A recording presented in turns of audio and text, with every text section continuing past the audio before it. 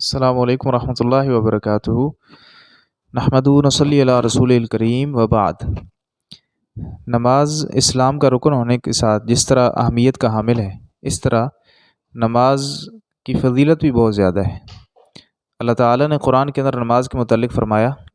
ان الصلاۃ تنہیٰ عن الفحشاء والمنکر، سورۃ عنکبوت کے اندر، بے شک نماز فحاشی اور برے کاموں سے روکتی ہے۔ تو نماز کے لیے یہ بہت بڑی فضیلت ہے، اور اس لحاظ سے اس کی اہمیت بھی واضح ہوتی ہے۔ یہ گناہ سے انسان کو روکتی ہے کہ جو نمازی انسان ہے وہ یہ نہیں ہے کہ اس سے گناہ ہو نہیں سکتا، ممکن ہے اس سے خطا ہو جائے، گناہ ہو جائے، لیکن نماز اس کو ان چیز سے روکتی ہے۔ نمازی انسان اگر گناہ کرنے لگتا ہے تو ضرور اس کے دل میں یہ بات آتی ہے کہ آپ نماز پڑھتے ہو، تو وہ کافی حد تک گناہوں سے بچ سکتا ہے۔ رسول اللہ صلی اللہ علیہ وسلم نے جہاں اس کی اہمیت بیان کی ہے، احادیث مبارکہ کے اندر بہت زیادہ ایسی احادیث بھی ہیں جن سے یہ پتہ چلتا ہے کہ نماز اجر کا حامل رکن ہے، اور اس کے بڑے فضائل رسول اللہ صلی اللہ علیہ وسلم نے بیان کیے ہیں۔ اور اس میں سب سے بڑی فضیلت اس کی یہ ہے کہ نماز پڑھنے کے ساتھ اللہ تعالیٰ گناہوں کو معاف فرماتے ہیں۔ جس طرح رسول اللہ صلی اللہ علیہ وسلم کی حدیث آتی ہے صحیح بخاری میں 528 نمبر، رسول اللہ صلی اللہ علیہ وسلم نے فرمایا، ارأیتم لو ان نہرا بباب احدکم یغتسل منہ کل یوم 5 مرات، کہ تمہارا کیا خیال ہے کہ تم میں سے کسی ایک کے دروازے کے پاس سے نہر گزرتی ہے تو کوئی بندہ اس میں روزانہ 5 ٹائم غسل کرتا ہے، حل یبقی من درنہ شیء،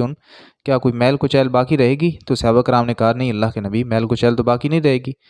آپ نے فرمایا، فذلک مثل الصلوات الخمس، یہی 5 نمازوں کی مثال ہے،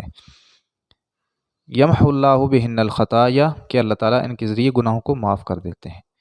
تو نماز کے ذریعے اللہ تعالیٰ گناہوں کی معافی فرما دیتے ہیں، اور انسان کو اس کے گناہ، ان کی غلطیاں، اس کی خطائیں وہ نامہ اعمال سے مٹا دیتے ہیں۔ اس طرح رسول اللہ صلی اللہ علیہ وسلم کی حدیث آتی ہے صحیح مسلم میں، ابو ہریرہ رضی اللہ تعالیٰ عنہ اس حدیث کے راوی ہیں۔ اس حدیث کا رقم صحیح مسلم میں 233 نمبر ہے، الصلوات الخمس والجمعۃ الی الجمعہ کفارۃ لما بینہن ما لم تخش الکبائر، کہ جب تک کبیرہ گناہوں سے انسان بچتا ہے تو ایک نماز سے دوسری نماز، یہ جو 5 نمازیں ہیں، یہ گناہوں کے کفارے کا باعث بن جاتی ہیں۔ اس طرح رسول اللہ صلی اللہ علیہ وسلم کی صحیح بخاری میں حدیث آتی ہے 159 نمبر 159، عثمان رضی اللہ تعالیٰ عنہ نے وضو کر کے دکھایا اور پھر رسول اللہ صلی اللہ علیہ وسلم کی حدیث بیان کی۔ صلی اللہ علیہ وسلم نے فرمایا، من توضأ نحو وضوء ھذا ثم صلى ركعتين لم يحدث فيهما نفسه بشيء غفر اللہ له ما تقدم من ذنبه، جو بندہ اچھی طریقے سے وضو کرتا ہے اور اس کے بعد 2 رکعت نماز ادا کرتا ہے، اور ان 2 رکعتوں میں اپنے نفس سے باتیں نہیں کرتا، مطلب مکمل دھیان کے ساتھ، توجہ کے ساتھ، خشوع اور خضوع کے ساتھ 2 رکعت نماز ادا کرتا ہے، تحیۃ الوضو ہی سمجھ لیں، تو اللہ تعالیٰ اس کی وجہ سے اس کے سابقہ سارے گناہ معاف کر دیتے ہیں۔ اس عظیم حدیث سے یہ پتہ چلتا ہے کہ اگر 2 رکعتوں کا یہ حال ہے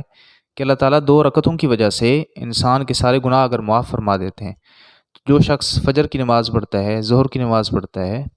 عصر و مغرب کی نماز پڑھتا ہے، عشاء کی نماز پڑھتا ہے، تو یقیناً وہ اللہ سے اچھی امید رکھ سکتا ہے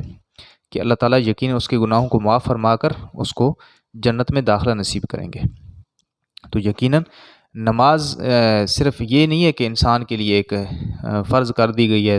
روٹین وائز وہ پڑھتا رہے، نہیں، بلکہ اللہ تعالیٰ نے اس پر بہت زیادہ انعام بھی رکھا ہوا ہے، اور ہر انسان کا مطمع نظر یہ ہوتا ہے کہ وہ جنت میں داخل ہو جائے، تو اللہ تعالیٰ نے اس نماز کی وجہ سے جنت بطور انعام رکھی ہوئی ہے۔ جس طرح رسول اللہ صلی اللہ علیہ وسلم کی حدیث آتی ہے صحیح بخاری میں 574 نمبر، کہ آپ صلی اللہ علیہ وسلم نے فرمایا، من صلی البردین داخل الجنہ، جو بندہ 2 ٹھنڈی نمازیں پڑھے گا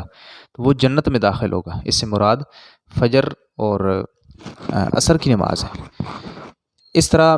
اللہ کے نبی صلی اللہ علیہ وسلم کی حدیث آتی ہے صحیح مسلم میں 656 نمبر، آپ صلی اللہ علیہ وسلم نے فرمایا، من صلی العشاء فی جماعت فکأنما قام نصف اللیل، جس بندے نے عشاء کی نماز جماعت کے ساتھ پڑھی تو گویا کہ اس نے آدھی رات قیام کیا ہے۔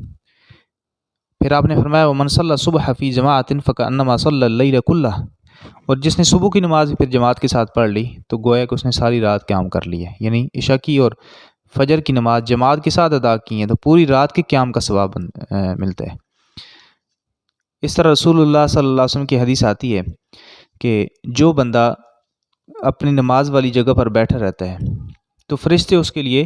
دعائے رحمت کرتے رہتے ہیں. الملائکۃ تصلی علی احدکم ما دام فی مصلاہ، کہ فرشتے اس کے لیے مغفرت کی دعا بھی کرتے ہیں، رحمت کی، اور یہ فرماتے ہیں اللہم اغفر لہ اللہم ارحمہ، کہ یا اللہ اس سے معاف فرما دے اور یا اللہ اس پر رحمت فرما دے. یہ حدیث صحیح بخاری میں 445 نمبر پر آتی. تو ان احادیث سے یہ پتہ چلتا ہے کہ یہ بڑی فضیلت کا حامل رکن ہے نماز، کہ اللہ تعالیٰ اس سے انسان کے گناہوں کو معاف کرتے ہیں، اور اللہ تعالیٰ نے نماز پڑھنے والے کو جنت کا وعدہ دیا ہوا ہے. انسان کی خطائیں اس سے معاف ہوتی ہیں، انسان کی خطائیں اس سے معاف ہوتی ہیں، انسان کے درجات میں اضافہ ہوتا ہے، اور فرشتے ایسے بندے کے لیے دعا کرتے ہیں جو نماز پڑھتا ہے، نماز والی جگہ پر بیٹھا رہتا ہے. تو اس لحاظ سے ہمیں یہ چاہیے کہ اپنے نیکیوں میں اضافہ کرنے کے لیے اور اپنے نامہ اعمال کے اندر زیادہ سے زیادہ نیکیاں جمع کرانے کے لیے اور جنت میں داخلے کے حصول کے لیے ہمیں نماز کی پابندی کرنی چاہیے.